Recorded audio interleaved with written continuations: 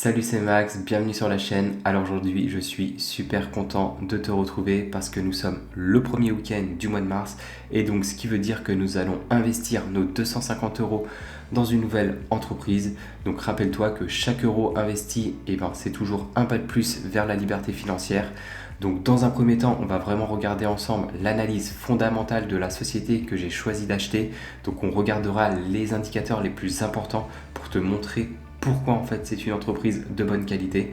Et en fin de vidéo, je te dévoilerai le prix d'achat maximal auquel je serai prêt à acheter cette entreprise.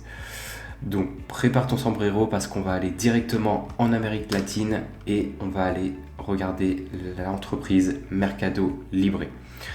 Donc Mercado Libre, c'est une entreprise, alors c'est quoi, je crois que c'est brésilienne à la base, il me semble. En tout cas, c'est l'entreprise d'e-commerce d'Amérique latine. Donc en gros, Mercado Libre, c'est le pendant d'Amazon aux États-Unis. Donc c'est une entreprise qui commence à être relativement importante puisqu'elle a ici une capitalisation boursière de 85 milliards de dollars. Ok, donc ce qu'on va vouloir voir dans un premier temps, on va vouloir s'assurer en fait que l'entreprise ait une dette maîtrisée. Donc on va regarder à la fois sa dette long terme mais aussi sa dette nette. Donc sa dette long terme, ce qu'on va vouloir, c'est qu'elle puisse être remboursée en moins de 5 années de free cash flow. Donc le free cash flow moyen au cours des 5 dernières années, il est ici de 1,740 milliard. Et donc ces 1,740 milliard, on va les multiplier par 5, ce qui va nous donner 8,7 milliard.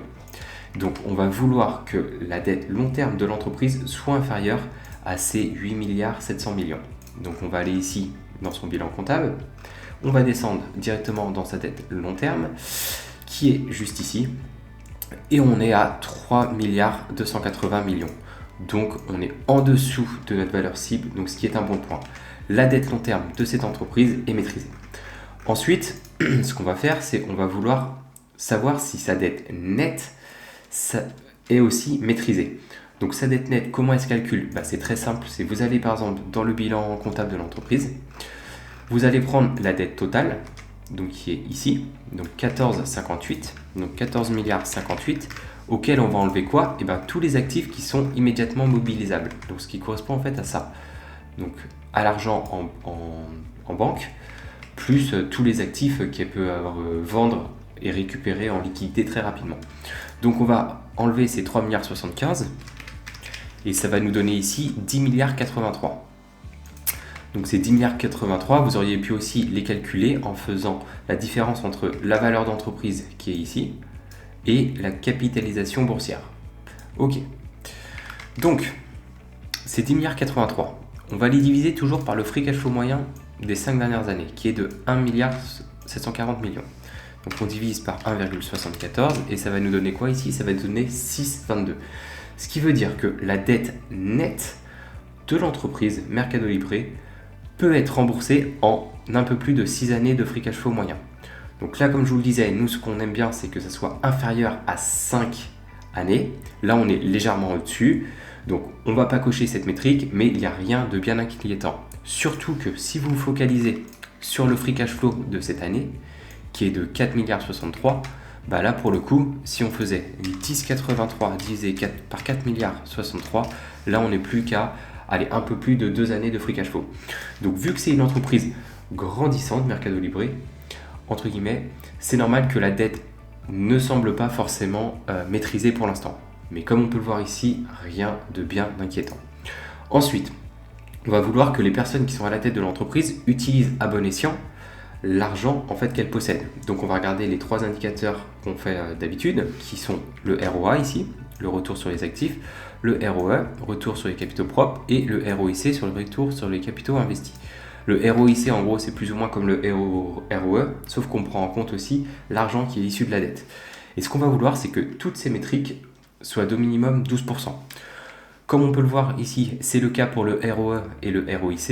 On n'y est pas pour le ROA, mais on est à 11%, donc ce qui est plutôt pas mal aussi. Et la métrique la plus importante, ça va être vraiment à regarder le ROIC. Et donc comme on peut le voir ici, on est à 14%. Avec cette année, ils ont réussi à faire 32%. Donc ce qui veut dire par exemple que cette année, pour chaque euro investi, l'entreprise a récupéré 32 centimes de bénéfices. Donc ce qui est relativement conséquent. Donc là oui, on peut dire que les personnes qui sont à la tête de cette entreprise utilisent plutôt convenablement l'argent qu'elles possèdent. L'entreprise ne verse toujours pas de dividendes, donc ça ok. De toute façon, moi, c'est pas du tout ce que je recherche. Et elle possède ici donc une marge brute de quasiment 50%, ok. Et des marges nettes ici, allez, 3,60 au cours des 5 dernières années et on est quasiment à 7% cette année, ok. Si on regarde rapidement l'entreprise Amazon, pour faire une petite comparaison, Amazon, on serait ici déjà, comme vous pouvez le voir, des indicateurs de rentabilité beaucoup plus faibles que Mercado Libre. Et regardez ici, une marge brute de 16%, là où on était quasiment à 50%, et des marges nettes ici un peu plus faiblardes aussi. Donc, Mercado Libre semble être déjà bien mieux géré qu'un Amazon. Ok. Ce qu'on va vouloir maintenant, c'est voir si l'entreprise est toujours en croissance. Donc on va aller ici dans son compte de résultats et on va regarder déjà au niveau du chiffre d'affaires. Est-ce que l'entreprise vend de plus en plus de produits ou est-ce qu'elle les vend de plus en plus cher? Donc on va regarder ça au cours des 5 dernières années. En 2019, c'était un chiffre d'affaires de 2 milliards 300 millions. Cette année, 14 milliards 470 millions. Donc là, il y a eu une croissance exceptionnelle. Ça a été multiplié ici par 7. Donc c'est ouf. Franchement, c'est ouf pour une entreprise comme ça au cours des 5 dernières années. Ok. Donc, le chiffre d'affaires est en croissance, c'est bien, mais on va vouloir aussi que le résultat net soit lui aussi en croissance. Pourquoi? Sinon, ça veut tout simplement dire qu'il y a eu des charges qui se sont rajoutées. Donc, en 2019, le résultat net, lui, il était négatif. L'entreprise perdait de l'argent et cette année, elle a réalisé quasiment 1 milliard de bénéfices. Ok, donc c'est plutôt pas mal. Maintenant, ce qu'on va aller regarder, une des métriques les plus importantes, ça va être le free cash flow. Pourquoi le free cash flow c'est important? Tout simplement c'est le sang de l'entreprise parce que vous allez pouvoir réaliser avec 5 choses. Vous allez pouvoir distribuer un dividende, vous allez pouvoir rembourser votre dette, vous allez pouvoir réinvestir en vous-même, vous allez pouvoir réaliser des acquisitions, donc acheter de nouvelles entreprises et vous allez pouvoir racheter vos propres actions. Voilà. Donc ce qu'on va vraiment vouloir aussi c'est que cette métrique soit en croissance dans le temps. En 2019 c'était 314 millions, cette année 4 milliards 630 millions. Donc là aussi, une augmentation faramineuse du free cash flow au cours des 5 dernières années. Donc c'est vraiment ce qu'on aime voir. Maintenant, la dernière métrique que nous allons garder, ça va être le nombre d'actions en circulation. C'est une métrique qui est très peu regardée par les investisseurs, pourtant elle est très importante parce qu'elle va permettre de savoir si oui ou non l'actionnaire est dilué. En gros, pour faire simple, si vous achetez une action et que l'entreprise, on va dire que l'entreprise a 10 actions en circulation et que vous êtes propriétaire d'une seule action. Vous êtes donc propriétaire de 10% de l'entreprise et donc vous pourrez avoir accès à 10% des bénéfices. Maintenant, si l'entreprise décide d'émettre de nouveau 10 autres actions, donc il n'y aura plus 10 actions en circulation, mais il y en aura 20. Dans ce cas-là, vous êtes toujours propriétaire que d'une seule action, donc vous n'aurez que 1/20 de la société et donc vous pourrez récupérer que 1/20, ce qui correspond à 5% des bénéfices. Donc ce qui est très important, c'est vraiment que cette métrique soit stable dans le temps ou autrement en diminution. Donc, Mercado Libre, c'était quasiment 50 millions d'actions en circulation en 2019. Cette année, 53 millions. Donc là, attention, l'actionnaire est dilué au cours des 5 dernières années. Ce qui correspond à quoi? Ça correspond à une dilution ici de moins de 2%. Bon, honnêtement, rien de bien inquiétant. Si l'actionnaire est dilué de 2% au niveau des actions, quand on voit la croissance faramineuse ici du cash flow, au final, il s'y retrouve très largement. Donc, comme on peut le voir ici, l'entreprise Mercado Libre semble être une entreprise de bonne qualité. Elle coche quasiment toutes nos métriques, sauf la dette nette qui est un tout petit peu élevée, mais bon, rien d'inquiétant au vu de la croissance de cette entreprise et le nombre d'actions en circulation qui lui est en augmentation, mais voilà une augmentation relativement faible, inférieure à 2%. Ok. Donc ce qu'on va vouloir savoir, c'est à quel prix acheter cette entreprise. Donc on va aller regarder déjà dans un premier temps ce que pensent les analystes. Juste avant, si tu n'es pas abonné à notre chaîne, je t'invite à le faire. Tu seras notifié du coup des prochaines vidéos que nous sortirons et en plus ça permet de nous soutenir. Donc, les analystes, à quoi ils s'attendent? Ils s'attendent ici, comme vous pouvez le voir, à une augmentation du bénéfice par action, donc relativement importante. Regardez, on est aux alentours ici On est à plus de 35% de croissance annualisée, donc ce qui est exceptionnel. Maintenant, au niveau de son chiffre d'affaires, ici, on a une augmentation du chiffre d'affaires relativement importante, puisqu'on est ici aux alentours des 20-21%, donc ce qui est plutôt pas mal. Je me suis renseigné juste avant cette vidéo, et je lisais comme quoi les analystes s'estimaient au niveau de l'Amérique latine à une croissance du e-commerce d'environ 19% annualisé. Donc, à partir de ça, nous, on va devoir utiliser un outil pour savoir à quel prix, en fait, on est prêt à acheter cette entreprise. Donc, on va réaliser, nous, des estimations sur 10 ans, parce qu'on est des investisseurs long terme. Et on va réaliser ici 3 types d'estimations. Des estimations basses, moyennes ici, et hautes. Donc, au niveau de la croissance ici du chiffre d'affaires, comme on pouvait le lire, ils s'attendent à 19% les analystes d'augmentation du chiffre d'affaires au niveau des entreprises du e-commerce en Amérique latine. Ok, donc moi je vais partir ici sur du minimum du 13, du 16 et du 19 pour les estimations les plus hautes, parce qu'il faut savoir que les analystes ont tendance à être un peu trop optimistes. Ok, maintenant au niveau des marges nettes, on peut voir que les marges nettes là étaient relativement faibles, aux alentours des 3-4% au cours des 5 dernières années, et là ça a augmenté plutôt pas mal cette année. Mais ce qu'il faut savoir, c'est que ces marges de 6,8% cette année, en fait, elles ont été impactées par une dépense unique qui est survenue cette année.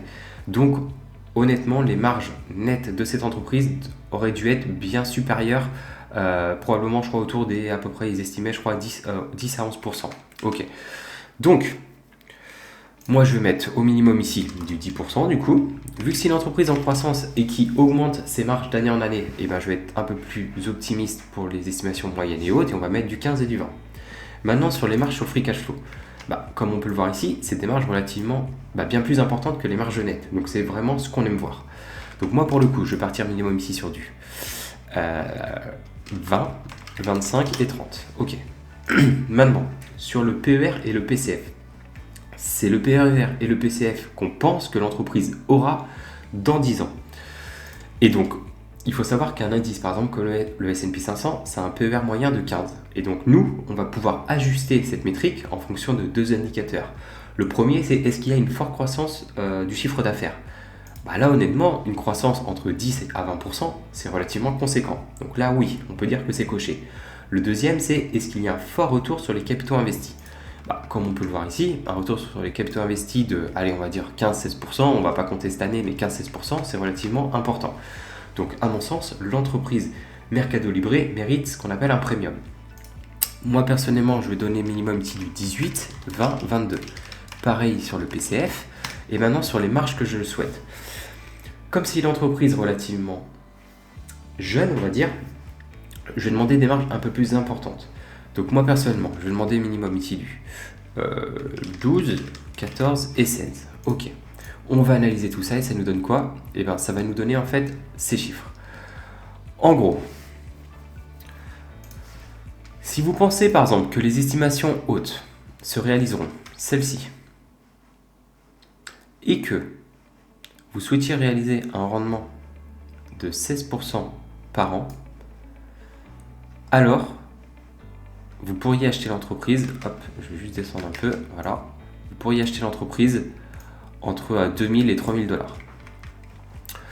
Maintenant, si les estimations, on va dire moyennes, se réalisaient, donc celle-ci, vous pourriez acheter l'entreprise entre 1400 dollars si vous regardez les marges nettes et 2300 dollars si vous regardez les marges sur le free cash flow qui sont ici on les a mis à 25%.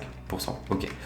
Maintenant, qu'est-ce que nous indiquent les indicateurs juste en dessous ? Ils nous indiquent tout simplement que si par exemple vous pensez aux estimations basses, donc celle-ci, donc en prenant toujours les marges sur le free cash flow, et que vous achetez l'entreprise à son prix actuel de 1600, alors vous réaliseriez quand même un rendement de quasiment 12%. Comme on peut le voir, moi honnêtement, je pense que j'ai été ici très conservateur. À mon avis, l'entreprise réussira à réaliser ses estimations. Donc moi, pour ma part, je vais me fixer ici un prix d'achat de... on va se mettre ici à 2100 au maximum. Et donc moi, je vais commencer du coup à rentrer en position. Donc là, mon ordre est passé auprès d'IBKR. Donc lundi, dès que les marchés réouvrent, je serai propriétaire de l'entreprise. Maintenant, je vous mets à jour, vous verrez directement dans les commentaires de la vidéo ce portefeuille là. Donc je l'ai directement créé sur Invest, où je mets à jour les positions qu'on achète. Donc là, c'était le mois dernier, on a acheté du coup l'entreprise InMode. Donc là, pour l'instant, on a 3% de pertes sur cette entreprise, donc rien d'inquiétant. L'entreprise avait augmenté de quasiment 10% pour rechuter énormément, et là, elle est de nouveau en train de réaugmenter. Si elle chutait davantage, je continuerai à la renforcer. Donc voilà, je te mettrai à jour à chaque début de mois en fait ce portefeuille. Tu pourrais y accéder, donc c'est un portefeuille public, tu pourras y accéder quand tu le souhaites. C'était Maxime, on se retrouve dans une prochaine vidéo. Ciao!